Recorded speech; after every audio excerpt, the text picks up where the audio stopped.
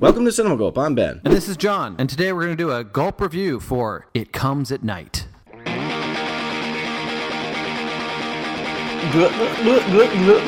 Hold the shit onto your seat and fasten your bucket of corn. This one's the real deal. Tension, performances, mayhem, drama, guns, virgin wet dreams, and much, much more. I don't know if I'll ever know what comes at night, but I think after watching this movie, I just may have.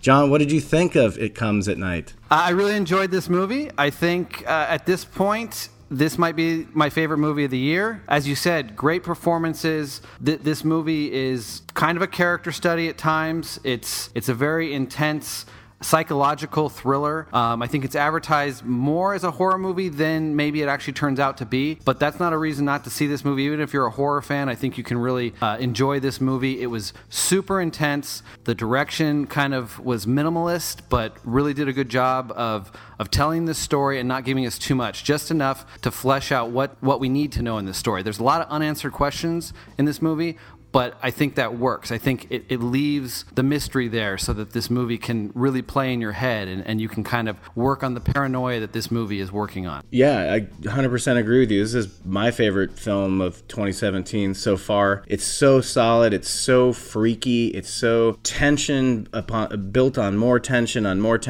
a lot of it is so due to Joel Egerton, who I just, like, every time he does something, I gotta see what it is. And just this guy, man, Trey Edward Schultz, this guy is the real deal. He's coming up as a young filmmaker the right way. He's just done a handful of shorts where he's written them all, he's directed them all, and he's edited them all. And now he's getting a chance to showcase with a movie like this that's got just such a powerful punch to it. I was blown away by this movie. And I'd say all three tasks that he took on in this film, he nailed every single one of them. The direction is awesome. It's perfect. The editing and how this movie was paced was great. And the writing, I think he did a great job. I felt like this was very realistic in its tone and how it presented the scenario that this movie plays out. I agree with you. The writing is really good because you don't know where the story is going, when pivotal points are. A lot of films have a setup, and then they have the meat, and then they have the inevitable ending where things are wrapping up. This movie, you don't know where it's going at any time, so you don't really even know what act you're in. Yeah, even though it was really well paced, I thought, and really well edited, we don't really know when first act ends, second act begins, and even the ending kind of comes abruptly, but I think it works really well. Yeah, and normally I would say that from an editing and directing standpoint, and a writing as well, that if you don't know what act you're in, that can be a bad thing. But in this one, it's a different kind of movie. It's a very rare type of film where it's not necessarily telling a story as much as it's sort of showing you some overall situation, and it kind of does it in a certain perspective that I really, really admired. And it doesn't take you long watching this movie to figure out how they want you to view it. The direction of this movie is great. The shot selection is so fucking good because this movie is essentially a house with there's very few cast members in this movie, so you have only so many things that you can do. And do you bring in your old film school techniques to turn corners and cue sound design? This movie it was such a good nucleus of all those technical elements involved to not showcase themselves, but just to make the best overall quality film in the end, right? I just love the minimalist kind of style that they brought to this. I mean, the story takes place all kind of in one location, so you have that isolation effect, which really works well in the storytelling, the way the paranoia is used, and I loved the relationships that we got to see in this film. I thought right from the start, I really felt the connection between the family that's introduced first, which is Joel Egerton, his wife, and his son, and there's really a heartbreaking moment at the beginning of this film that really set up kind of how emotional this movie was going to be, and I was hooked right from the beginning. And then the character who's playing the son, played by Kelvin Harrison Jr., I thought he was excellent. I thought his acting was great, and I think they do some interesting things with his character. The son had sort of the focal connection, he was sort of the focal point to a certain extent. Everybody has individual screen time, but as a film that is essentially set up anyway as a movie about a family that is protecting their home and staying secure during what they think is an unnatural threat terrorizing the world. What did you think about how they kind of went about that story? How they presented that scenario. I thought it was very realistic. I thought the decision-making in the film was logical and what I would think I would probably come up with in these scenarios. And then the other family that's introduced, I thought they were very believable in this film as well. I thought their acting was great. Very natural. Like, they feel like people. Yes, they're exactly. not written like characters. They're written like people. Yeah. Christopher Abbott is one of them, and Riley Keough is the wife. I've seen that guy before. Oh, maybe he just looks like someone else. He looks like Shia LaBeouf. That's what I thought. I really enjoyed everybody in this film. I thought everybody did a great job. Even the dog did a good job in this movie. Yeah. So performance-wise, it was excellent. I think it told a great story, or the way that it plays with... You don't know whose side you really want to be on. You don't really know. It seems like everybody has good intentions, but good intentions can turn bad. As I'm discovering more and more about the production, it's really just a great story that seems to be coming together. You have the cinematographer even, and some of the producers, as well as the guy that made it and edited it. They all kind of are building resumes together on certain things. And this movie's an example of, if you're working with people on smaller things and you have a connection with it, fucking stick with it. Don't let them assign you some dude, because like the shots really reflected the way the story was meant to be told. Claustrophobia at times, paranoia at times.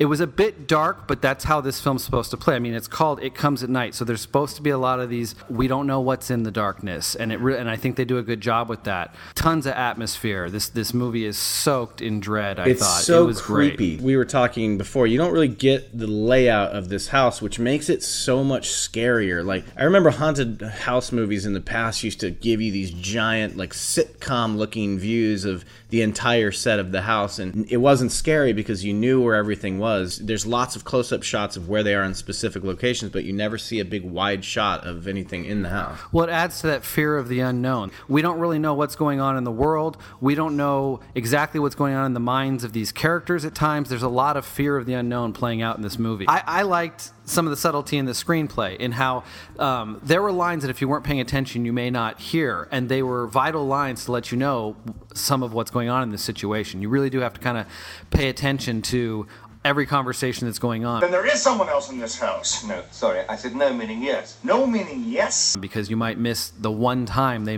reference something that's kind of important to help you get a grasp of what's going on. There's lots of misdirection as well. This movie's full of misdirection, and it's full of transitions and all types of mood-changing things that kind of try to take you and make you disoriented, which I think is obviously done on purpose and done in an effective way. So outside of, like, if you're trying to get a general... I don't know how this film's going to do, because if you're trying to get general audiences to see it, it's hard to tell them, like, this is the most pulse-pounding horror movie you'll ever see, because I don't know if it's a horror movie. I don't know. Maybe it is to someone. I guess the way to compare this movie, if you're looking at advertising versus the actual outcome of this movie, I would have to compare it to Mac and Me. Because if you remember Mac and Me, that was like supposed to be like kind of a cheesy E.T., but instead it was like the scariest movie ever made, right? Like, I've never seen Mac and Me. Well, first of all, it was a 2-hour-long McDonald's commercial. Yes.